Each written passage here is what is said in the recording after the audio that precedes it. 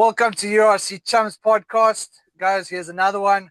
We're going to talk about going all the way from Melbourne to the Namibian game. The Blitz Lions pulled off a historic win down under and everything like that. Possibly the first sweep if they win this weekend since, I think, 1935 or something like that. I could be wrong, but we'll follow that up just now. But First Namibia time they won lights the it up. last since 1974. That's Yeah, the stat. yeah. And the last clean sweep and everything that they've had. But anyway, we will break it down from the Lions, the epic comeback win over the Wallabies, that Keenan late try with the ruck controversy, which we'll cover near the end of this. And also we'll shift to Namibia's demolition of a UAE with their fight for the World Cup and making it. Big ups to those guys. But yes, let's get into it. Remember, guys, to like, share, and subscribe. Dara, how are you doing, man? I'm good, bud. How are you? I'm good. Just a bit rainy here. You said it was a bit humid up there. I don't know. We'll find out Humid. how it I is a little bit honestly, east of you it's in not. Germany. It's too warm. It's too warm for me. And Tim, how's it there by you? For me, I'm good.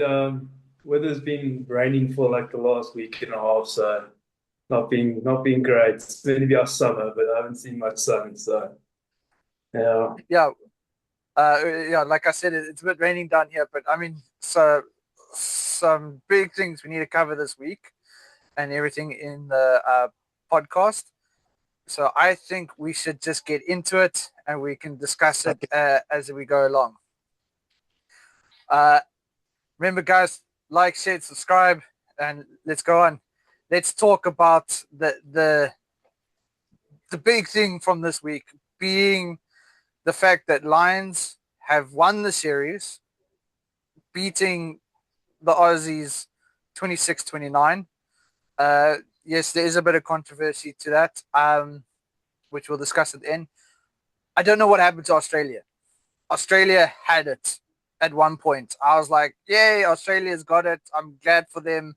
It looks like they're on the right foot. And they literally blew, I think it was 23-5, 6 or something like that. And they literally blew that lead and it was gone. Yeah, I mean, winning's a habit, you know what I mean? So, like, Yeah. I think Australia have got to sort of overcome that mental aspect of actually closing off a game, which South Africa does very well. Where Australia is still, I think they're sort of unsure about themselves. They haven't done particularly well in the last year and a half. So, obviously they played a lot better. They showed up physicality wise. But I think just closing off games, that'll come.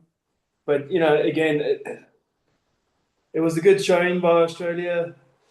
Did I think they were the better side in the day? Yes. Did they deserve to win? Probably. Did they? No, because they just lacked that ability to close off the game, I feel.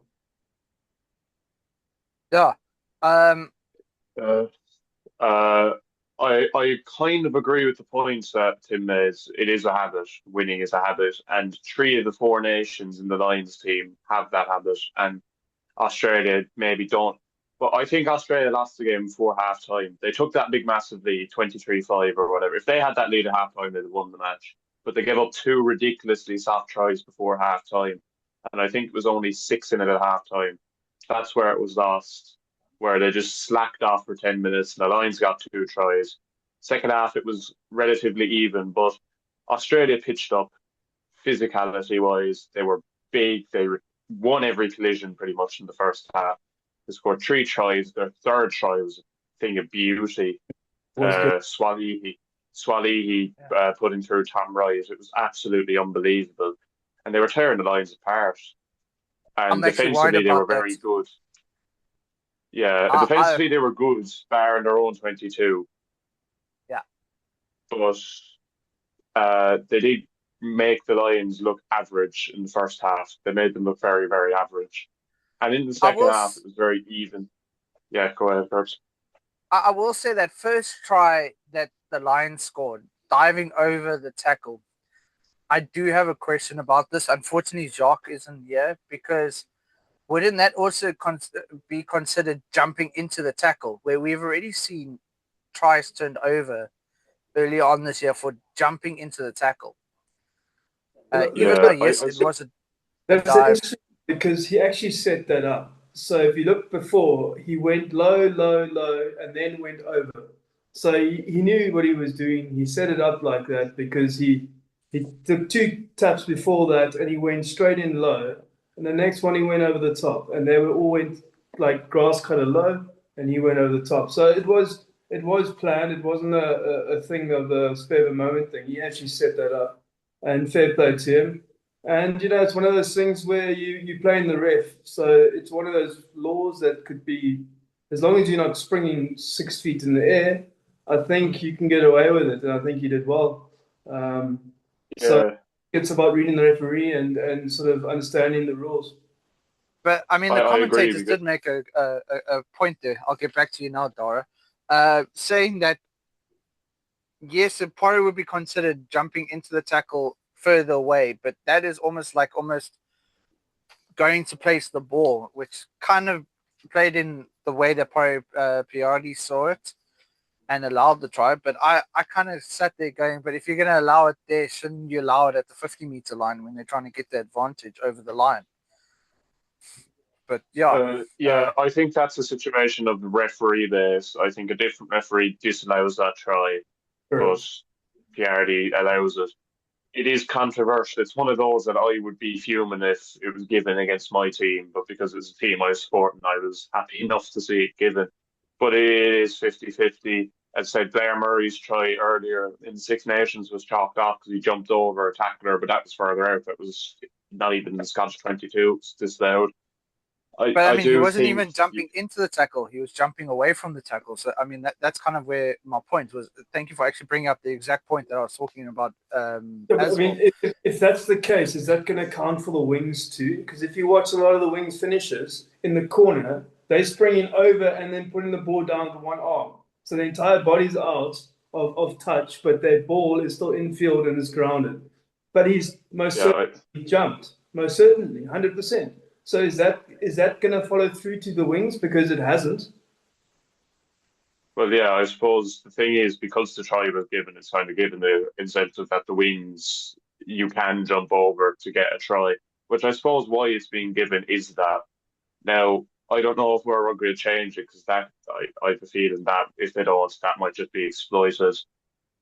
Razzie is watching that with a big smile on his face, waiting to pull that out against somebody.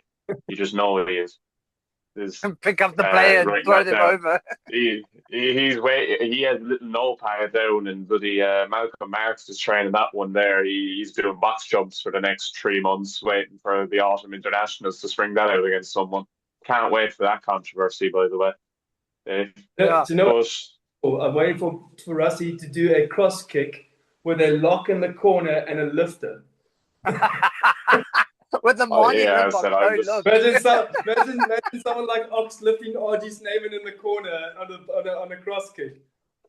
I cannot wait for this controversy, and I can't wait to see Matt Williams crying. Speaking of him, he was crying again, as he does, about the fact that people were saying the Lions won't go back to Australia. I think now that test has shown enough that they will go back, Yeah, I and agree. because he actually made a good point, and I hate to admit it. I absolutely hate to admit it. It made me feel sick to agree with him, but the Lions is mainly a big money making thing, and Australia generates the most money for Lions because they get the biggest TV deals, the most money from the TV deals, which is a reason why they'd never leave Australia.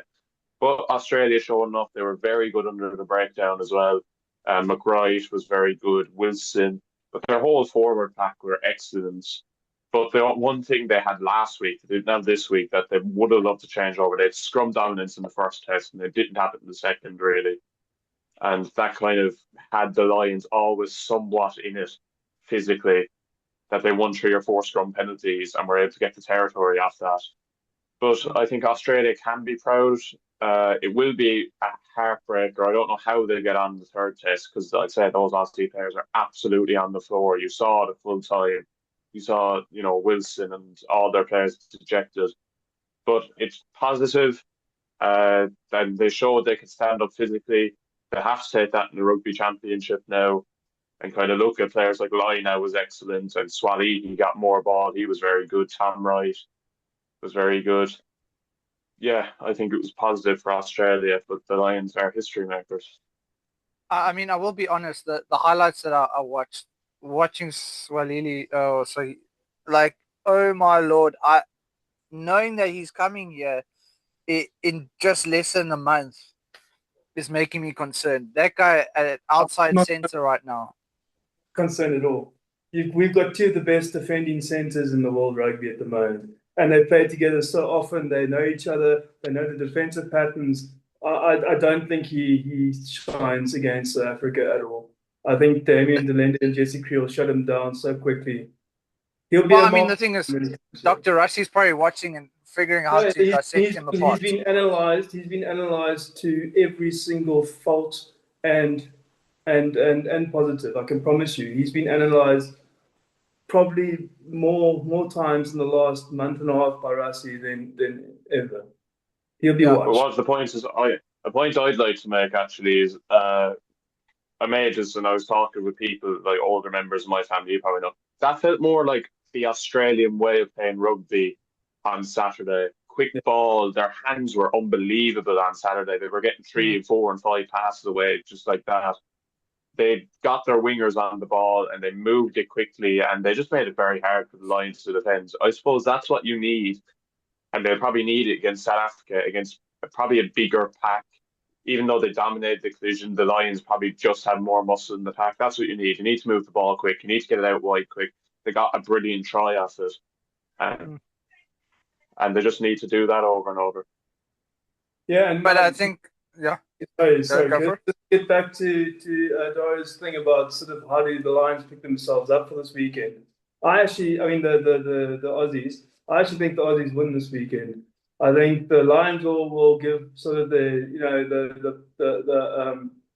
youngsters a run, the guys that haven't maybe sort of made the test side run. We won't be borderline, the young stars coming through. And I think the Australians will want to carry on their performance from last weekend and go through into the championship with a sort of a positive mindset.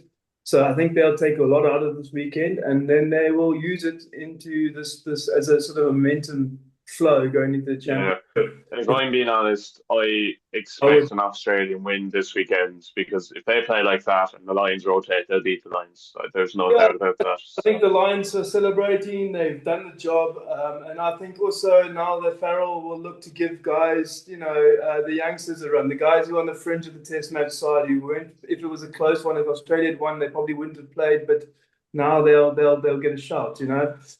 So I think it'll still be very close. I think it'll be a couple of points either way. But I do think Australia will win, and I hope Australia win for rugby's sake. It's just would be nice for the team Yeah. to be a little bit not so 3-0, 3-0 whitewash. So yeah, it would be nice. I don't know. We'll see. But Still, Yeah, before I we move, suppose the other. the side out there is the quality side. Doesn't yeah, matter what they go with. before we move on to Dara's point about a certain player in the team, we do have to give a huge congrats and thumbs up to the way he's playing is Hugh Jones. There at outside center, he's had a phenomenal tour. Philip Falsberg, boy. Yeah. Yeah, he's been unbelievable. He has been. I mean, he was a game changer on Saturday, Jones. Yeah. Definitely arguable man of the match contender. But yeah, I mean, he's nearly been a blessing in disguise. The fact Ringrose has been injured and Jones will have to play on Sunday again or Saturday again because Ringrose is injured again. So, but yeah, Yeah. he's been phenomenal. Yeah, he's been in good form, mate. He's been really, really good form. I just love the lines and the vision he's had. He's running such nice lines off the ball, and yeah, he's having a really good season. He's having a really Yeah, he worked with Aki very well, I thought, yeah, he did. on Saturday. I thought he actually worked better with Aki than he did the week before with his Scottish partner. Yeah, I suppose Tiapalato, it's yeah. kind of Correct, yeah. you have the mix with Aki. I'd say is a better ball carrier than Tui Pilato, but Jones is so quick off the mark that it's nearly more difficult to mark those two because they're so nearly different. Aki's just huge. He's just so hard to stop. But Jones, if you give him an inch of space and he goes, it's very hard to catch him. And I suppose that's what the Lions used very well on Saturday. Yeah, it's a nice combination to have. Dara, you do have a point to make about a fellow Lion. Unfortunately, it is on the other side of the channel of you from England. Owen Farrell. You had a bit of a chip on Saturday. It was actually Andy. It was actually Andy Farrell, not Owen. I thought Owen played quite well. I think Andy Farrell got lucky on Saturday. I think he set up wrong. I think Schmidt tactically outclassed him in most aspects of the game.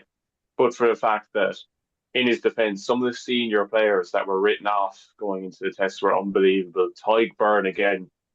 The guy he's a big game player. He was phenomenal. Scored a great try. Had a lot of work to do. So we said Hugh Jones was very good. Tom Curry was excellent again. He saved a try as well. Just before he went off, he ripped the ball out of Swalihi's hand, and if he didn't, it was a 2-on-1 on the far side with about 20 metres to make up, and Australia were going to score. I do think Farrell was very, very fortunate to come through just with the fact that some of his big players had big games. And as I said, coming off the bench, I thought Owen Farrell was very good. That was, again, a good decision. He made some good decisions management-wise, but I thought tactically-wise, he got it wrong. They didn't expect the increase in power that Skelton and Valentini and Parecki brought, and they weren't ready for it for most of the first half. It took them until half-time to get through that. As I said, for Australia, not for Australia lacking off for 10 minutes, they'd have won that match just before half-time. No, I will be honest. The bit that I did watch, you could see Skelton came with, like, he was there to intimidate and use his physical force. You can see he got into the head of Morrow. I was very disappointed the way he acted in that last controversy, which we'll break down a little bit later. But the way he was going on towards Harry Wilson, a fellow captain, was not called for, was unsportsmanlike. It just makes me not like him even more after he was just telling Harry to go away, where Harry was legitimately pointing at one of his players going, but Mr. Ref, there's obviously been a head contact. Can you please have a look at it? Which to me, I'll put a bit more comments towards that later. But yes, it was great. I think we're going to move on for now because we'll chat a bit more about it, because especially with the controversy, it's definitely all that's going to come up again. But one thing we do need to bring up is the fact that the Asia-Africa playoff was played and another African team is in. 29-86 victory and everything like that, which we'll break down a little bit more. But I'm glad Namibia made it in and everything, which is great. If I'm not wrong, is that not just to qualify for the repechage, or is that to actually qualify for World Cup? As far as I can see, apparently from what I've read, they've qualified now. Yeah, because I've seen both. I've seen people saying, "Oh, they're in the final repechage to play the likes of Belgium and Canada and whoever comes through." But I've seen some people say they've qualified, so I'm kind of. It says qualified there, so. I think that. Yeah. But we'll keep an eye on it. Yeah. Alas, it's a great win for Namibia. UAE are a very low standard. I mean, they're not a team. They're a bunch of they're mercenaries. There's barely a fella from the UAE in the team. They're all kind of English and whatever expats over there. But yeah, I watched the highlights. Namibia missing some of their bigger players like Schwanapol, who plays for Lions or played for the Lions and all that. Just walked all over the UAE because they have a team and they're more cohesive and they know each other.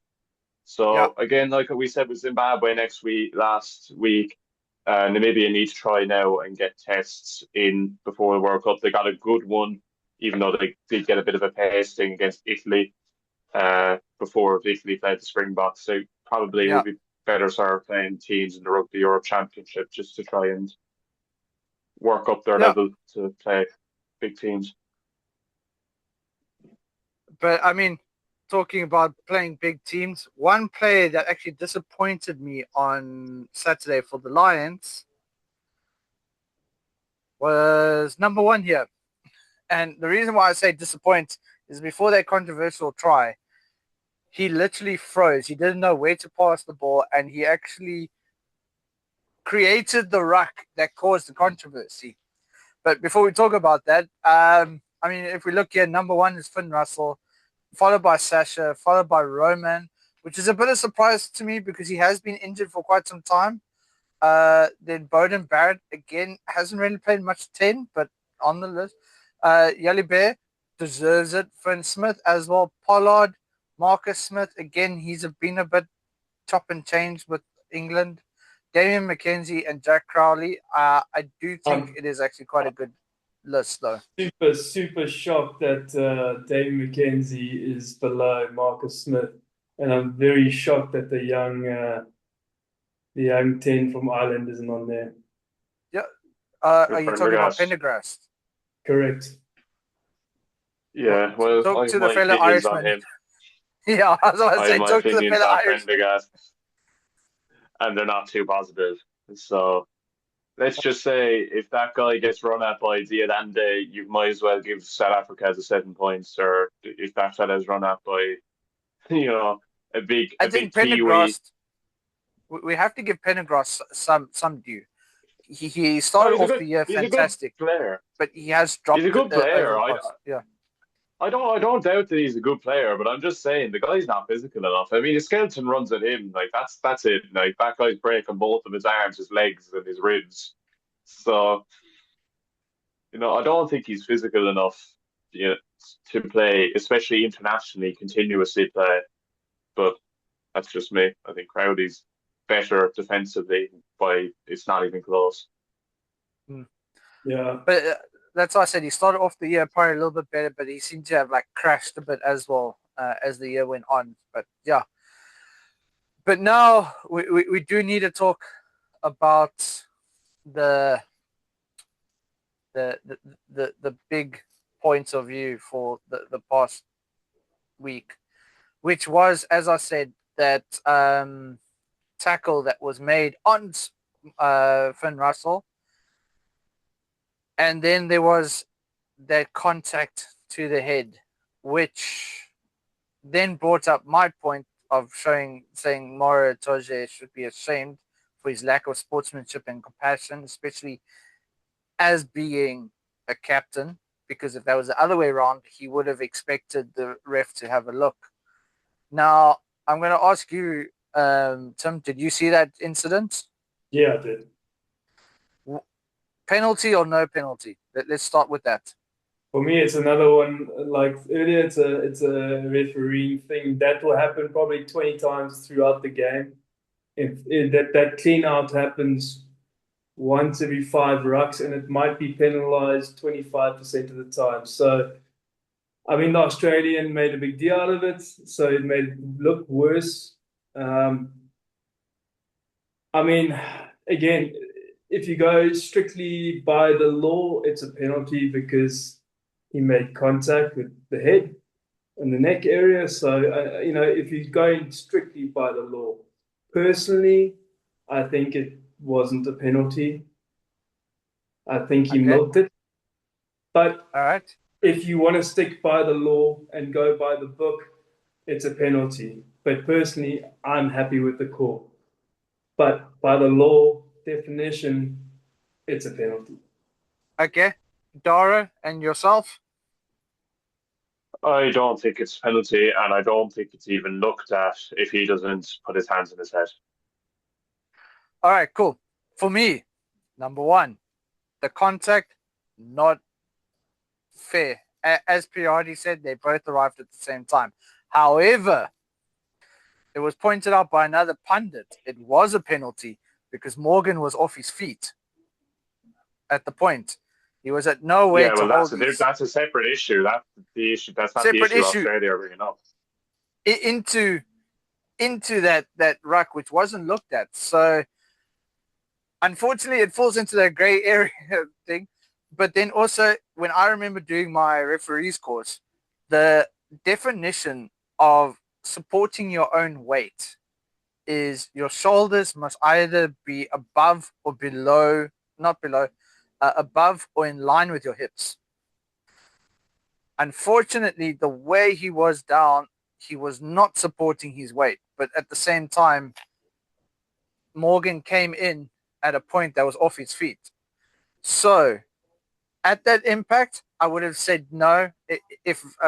But unfortunately, like I said, it falls into a gray area for me. That yes, he came in off. He kind of stayed on his feet, so I would have gone with Australia.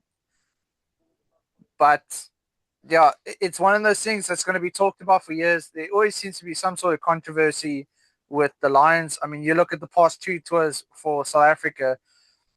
There was that one penalty that both times Mornay Steyn slotted a penalty in the dying seconds of a game to win the series in 2009 and 21. And then if we look at the All Blacks, there was controversy with that as well. In 17, with Posh, yeah. Yeah. Yeah, but that and was there also the always seems to downfall. be controversy when Piardi refs a match, which I don't know if that's coincidental or not. It's not, but you can have your own opinions on him. I have mine, and they're not wholeheartedly positive. But I think, you're right on the off his feet. But again, how many times do you see that penalised in a game compared to how many times it happens? Every team probably has 30 or 40 times a game where you could, by the law, blow them up for going off their feet. They're probably blown up twice a game, maybe. Yep. Between both sides. For me, it wasn't a penalty, but if you go through the game, there's going to be 25% of the times you can give every single clean out a penalty. Yeah. Yeah, there's barely a legal clean out in rugby. Very rarely. And it's this is that debate whether rugby's getting too soft, and for me, rugby's most certainly getting too soft. That for me is just a good old clean out that would never be looked at 2-3 years ago. That would just be a solid clean out. Boom, done. But was it just the fact that it was a forward on a back? That's the next argument. No, Zidane was a forward. I don't think Zidane was also a forward. Oh, was he? Okay. I think he was just hoping he could milk a penalty. Because that's as I said, to throw in the hands up in the head. If he doesn't do that, it's not looked at. Yeah, I mean, had it gone the other way, I think the Lions would be aggrieved. I think that would also be obviously a massive controversy on the opposite side, and there'd be a whole bunch of people saying that's not on from the Lions' point of view. So it's from which side of the fence you stand. I just thought, as a neutral, I would have loved it to be 1-1 going into the final test. That for me was the only certain point. I've got no problem with either sides. I'm quite neutral on these two. I have a lot of respect for both of them. So I would have just liked it to be a going into the final game, winner takes all situation. I mean, if we have to break down the whole game, I mean, the final score being 29-6, Australia, of course, raced ahead in the early building at 18-point lead, so it was 23-5 by the 30th minute. And then, of course, with the Lions roaring back in the first half with tries from Tom Curry, which was actually a pretty decent try, and second of the tests as well. Hugh Jones making a 23-17 at halftime. I mean, that brings it a little bit close. The second half, Targ Burney crossed and Finn Russell nailed the conversion as well to make it 26-all. And then Keenan Hugo scoring that final try being held up. I mean, that clinched the series, which unfortunately does make it Pride. And, of course, it's going Pride either way because Lions want to finish off with the 3-0 victory because it'll be their first one that they've had for years. Which I think is what they're going to go for. Dan Sheehan, great game. I have to be, like I said, I was a little bit about that try that he went for, but yeah. But the same thing I could say, I had a problem with James Slipper's try because he was down and then launched forward. To me, that was almost double movement. Yeah. But of But course, yeah, I suppose what the point you bring up about the Lions is that they haven't had an unbeaten test since 1974. South Africa, that great side with all the Welsh players of the 1970s. They didn't win that thing completely. They used to play four tests back then because they got held up in the last minute, and the referee admitted himself the only reason he didn't give the try is because he had to live in South Africa afterwards, and they all got to go back to England, Wales, Scotland, and Ireland. So I suppose they've their own little bit of history. I know they lost to Argentina, but it doesn't technically count. It wasn't a capped international, whatever. So it will be if they win the first time they've gone unbeaten in 51 years. mm, But if they are playing even a slightly weakened side, if Australia can put that performance together again, they will beat them. And I think, as Tim rightly pointed out, half those fellas would have been probably dragged out of nightclubs at 7:30 in the morning on Sunday morning and wouldn't have got out of bed until Monday. So, you know. yeah, I have a question for the with regards to you saying about having a bit of a thing about Andy Farrell getting sort of outclassed and outthought and out sort of play coached in the first half. Do you think the Lions coming back had to do with Andy re-strategizing, or do you think the players just sort of woke up to the sort of intensity and the speed in which that game was getting played at?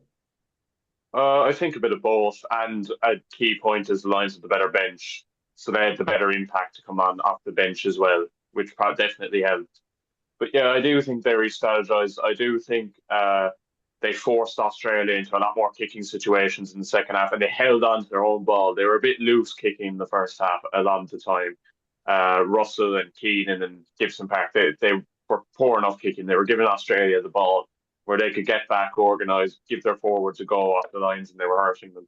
In the second half, when they kicked long. They kicked it to situations where Australia could only kick it back. And I think that is probably tactical. That was a tweak they made. They put Australia into more difficult situations, and they didn't let Australia really get up into the Lions 22 in the second half. So I do think he did tactically change it at half time. He tweaked it a bit, especially the kicking game, and I think it did work for them a lot better than what it did in the first half. no, but I mean, it did look like they came back. Of course, you score one try, then all of a sudden the team is into it, and then they want to keep getting more and more and more.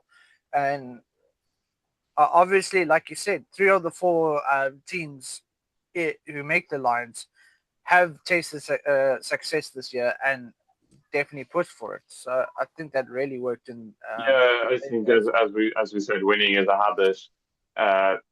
Maybe Scotland a bit. Like this Ireland team has it in abundance and has had it in abundance for a couple of years, barring they played the World Cup quarterfinal. But we moved past that. And to be fair, England's had it this year when they beat Scotland and they beat France in 2 games. They had no right to win.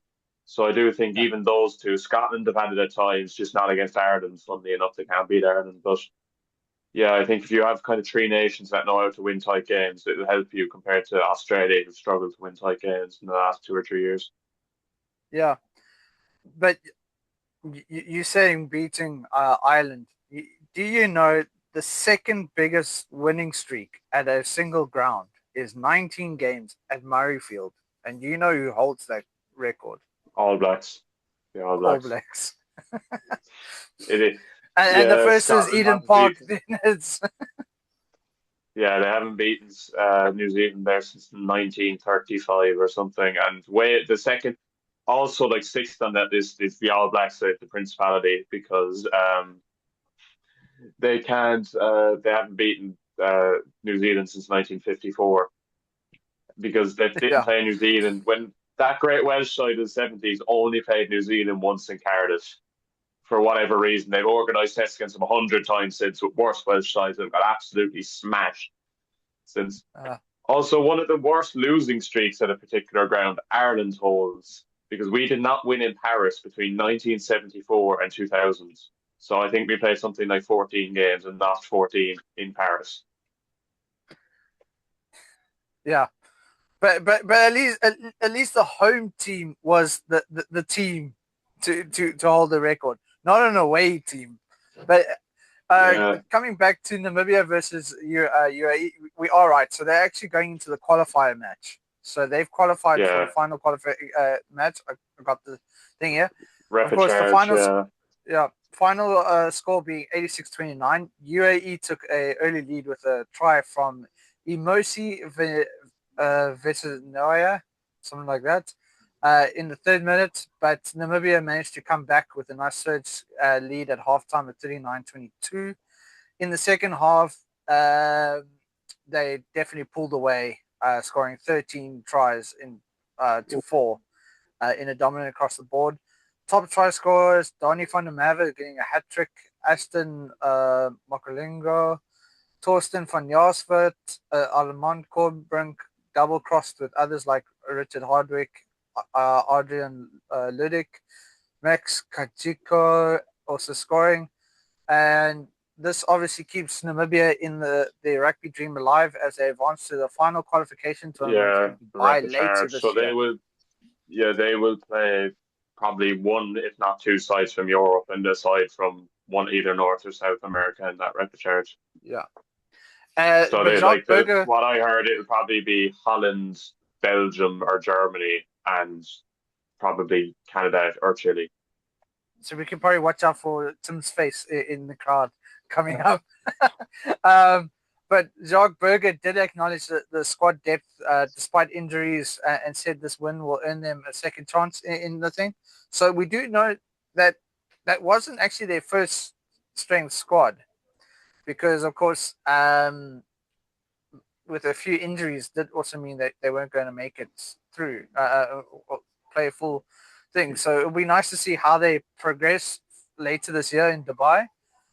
Which we'll definitely just keep an eye on because it's everybody. I think by the end of this year, in December, the groups will be drawn. Yeah. So it will make. And they're guaranteed to get at least one, if not two, of the big boys as well. And I say one, if not two, because they, of course, could get Scotland, which isn't a big boy. But the thing is, can you actually put the likes of Japan, let's say Wales, even Fiji, as a small team right now because they are putting up their hand and getting results? So Fiji, no. I mean, I've never played Fiji or a Fijian. I know people who have, and they would say they disagree because they probably walked off the pitch with 17 broken ribs. So no, I wouldn't class Fiji. Wales will be better by 2027. I can't see them being worse anyway. And Japan is a mixed one. It's hard to tell with Japan. Japan are so inconsistent in themselves. 1912. 1912. 36, 34, 36, or was it 34, 32? Curbs, what are you doing, bro? You're setting yourself up for that. Bro. What the wait. We still got 3rd place in that tournament. They got knocked out the next game. You lost to them. At least ours was in Japan. You lost to them in Brighton. I immediately shut up because I knew what would come.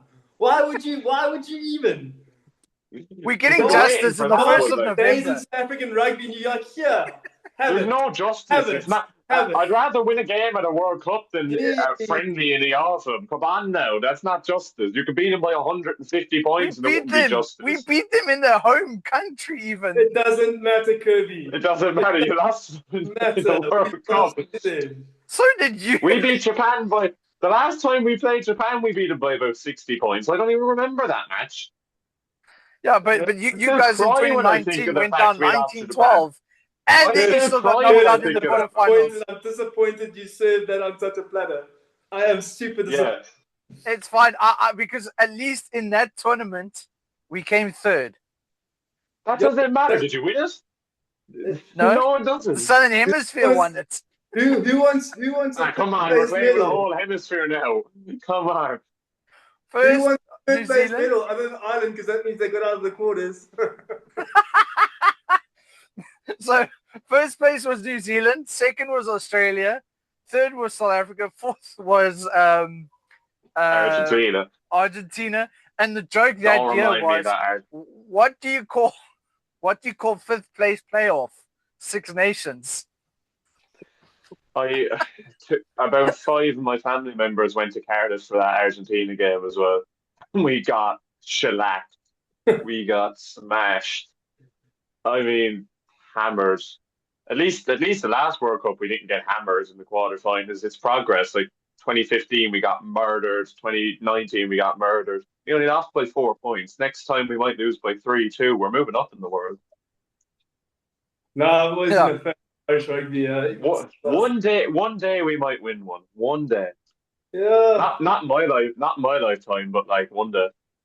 Look, I think Before the world's hit by an asteroid. You guys are going to be very. I think you'll be competitive. You'll be within. I think next World Cup you'll get into the semis. I think you'll get past the quarters next World Cup. But don't forget, there was that video I put into the group, and everything saying that for the Northern Hemisphere, the only real chance to getting it before 2043 to get in equal South Africa. That's without anybody else winning it for the next 4 World Cups. Is like 2043. It's next 3 because England already have one. So if they want to equal South Africa, they just need to win the next 3. Yeah, then it's 2039. It is the only time that a Northern Hemisphere. But I'm just saying, like, blow England for you guys to get equal to us is 2043. That's. I'd rather Italy win it 5 times than England. I would rather anyone else win it than England. Yeah, I'd say next likely Northern Hemisphere winner, if you're going to pick one for the next World Cup, it has to be France. France, 100%. Has to be France. France or Ireland. They're the only. No, I think our squad is aging too much to win it. To win the next one, France have a genuine chance of winning it in Australia in 2 years' time.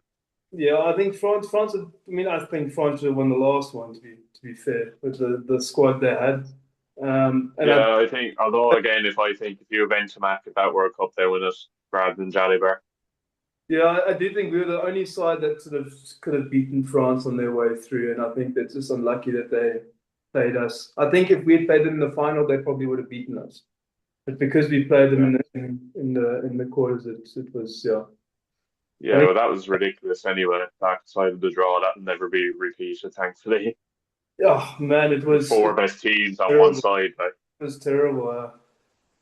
But we'll see. I mean, it should be interesting this coming World Cup. Because a lot of the sides are improving. A lot of the difference between the sides are getting smaller and smaller. And even the smaller nations are going to pull off a thing or two. And if Scotland get further than Ireland this time, I just have to hit the block button and move houses, and I should be fine. But I mean, we can always donate your Springbok jersey, and we can transform you into a proper. No. I just have to make sure we finish above Scotland. That's winning at the World Cup for me. No, but I mean, it's just a different shade of green. But this shade of green comes with silverware. Goldware. Also comes with a rake of wooden spoons if you look at the history of the Rugby Championship. Rugby Championship. It's not as important. It's all about Rugby World Cup. Tri-Nations. Well, I'd argue 6 Nations. The Autumn Internationals is more important than the World Cup, bar when South Africa win the Autumn Internationals. Well, I mean, judging by that, we're doing just fine there too. So yeah. But here's that video that I was talking from Raven Shield. We'll share it now and play it for you guys. But this is just to catch up with South Africa. Best case scenario for each country, and they have to win the next ones coming up.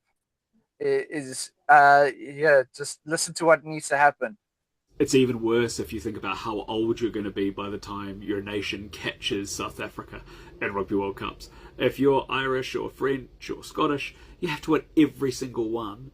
And even then, to get to 5, to go past them, it's 2043. You've got 18 years minimum between now and then. Now, to get to 5, South Africa could do it in the next one. But I kind of was like, I don't know, it tickled my brain. So I was like, well, New Zealand could do it by 2031 if they win the next 2. Australia, England, they could do it sooner. But this relies on winning every single Rugby World Cup, which isn't going to happen, right? So it's probably I don't know, if you haven't already won one, it's probably the 2050s before you actually are able. So you're going to be, 25 years plus before you could actually beat them on that Rugby World Cup metric. It's crazy. So there goes another piece of existential dread for you all. Yeah, I'm sure, like, Lucas, I'm sure Ireland's, our whole objective is getting to a semi-final, and then we've essentially won it. We're the moral victors. So, France and all them can worry about that, and New Zealand. But, like, if we get to a semi-final, we've won the World Cup, in my mind, at least. If you go according to finals, yeah, okay, cool. England takes the cake, followed by France. And I still remember making a comment on the whole thing that, can you really consider a French player the greatest of all time when they don't even come south because they get rested?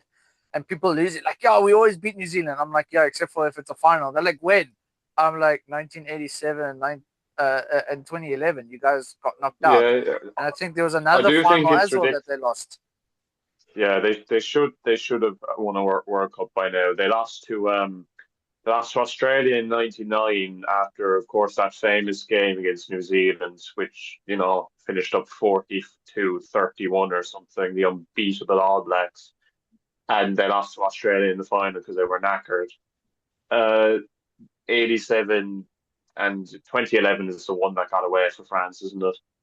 I mean, they've beat New Zealand in 2007 and '99. Both times New Zealand were called unbackable favourites, and they beat them twice. But they should have beaten that 2011 side, definitely, and they could have won the last one as well, definitely. If they beat South Africa, I think they'd have beaten England in France. They always beat England in France, and they would have probably beat New Zealand in that final. But it almost seems like New Zealand has a bit of a speed bump when it comes to the World Cup with either South Africa or France. Yeah, I mean, I think only 3 sides have knocked them out, if I'm right, and it's those 2 in England that knocked them out in 2019. Yeah. To beat New Zealand, you got to be physical, get in their faces, and South Africa and France. One thing we do have in common: we've got a very big pack of forwards, and France have got an enormous pack of forwards, an enormous ball. Yeah, they just are a big unit. So I think France always have nearly the best back row in the world, and South Africa almost always have the best front row in the world. So that's exactly why those 2 sides have become sort of speed bumps, if you want to say, for New Zealand, because we've the 2 sides who carry probably the most weight in the pack of forwards in international rugby, and we're both very physical. We like the contact, so I think it's that like sort of undoes that All Black magic.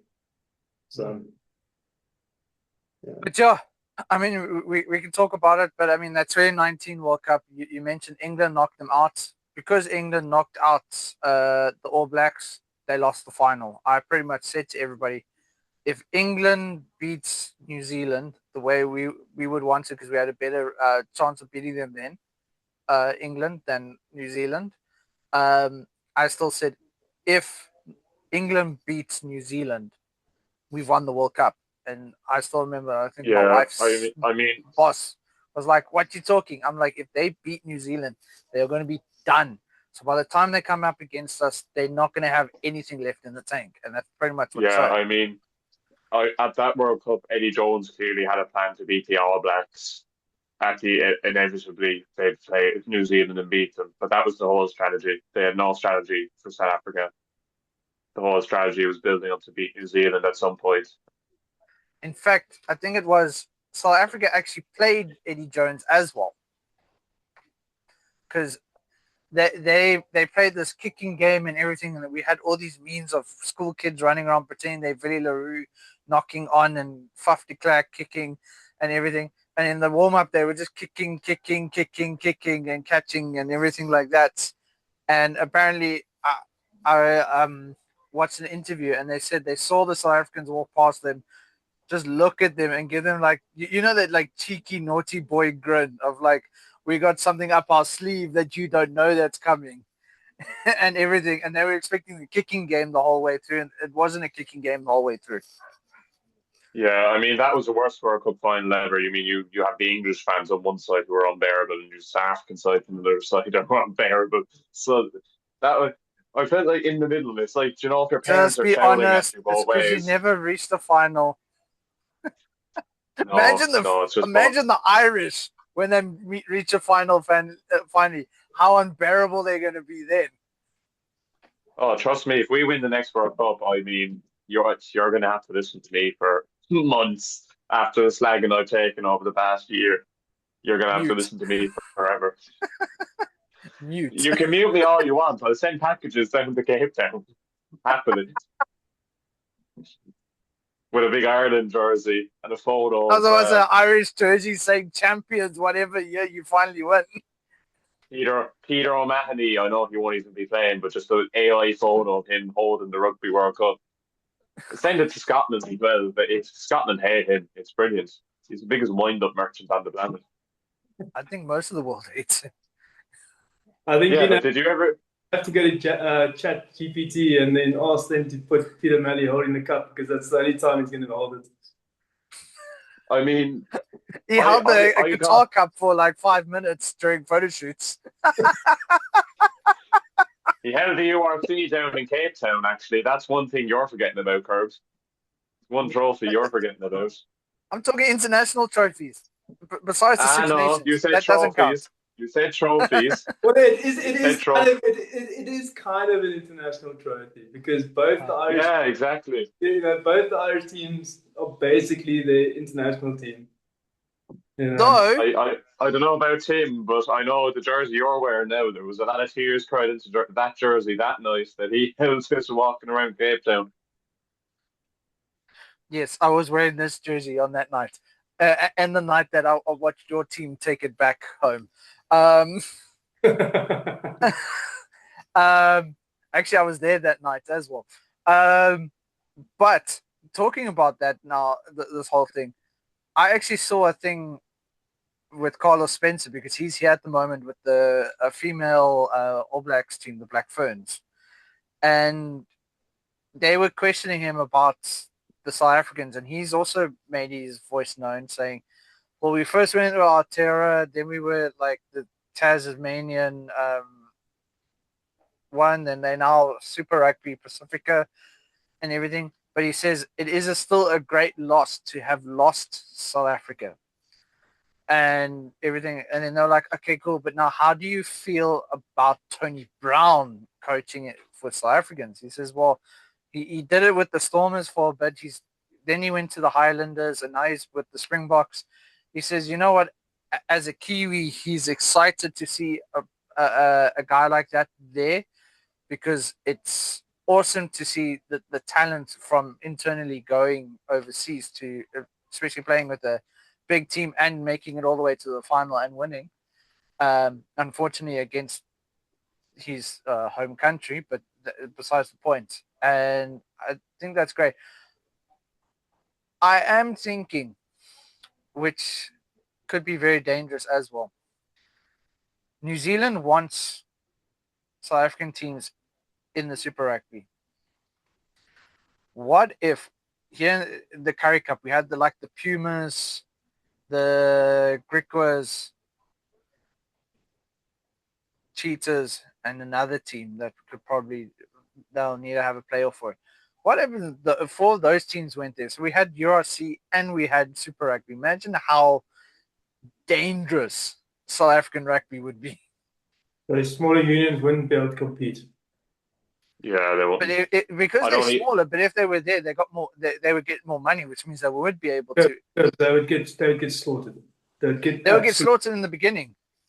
Yeah, I do find it tough.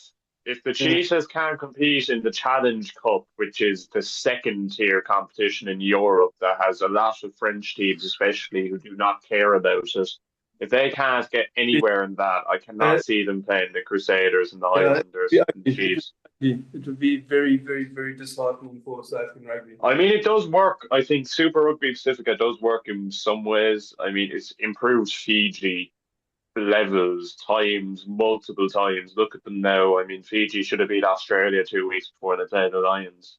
Then they drew and they beat Scotland.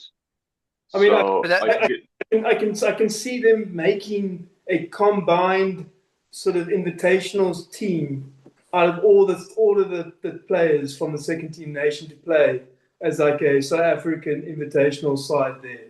That I can see, because then they can take the best of the smaller nations, or the smaller union, sorry. That I can see.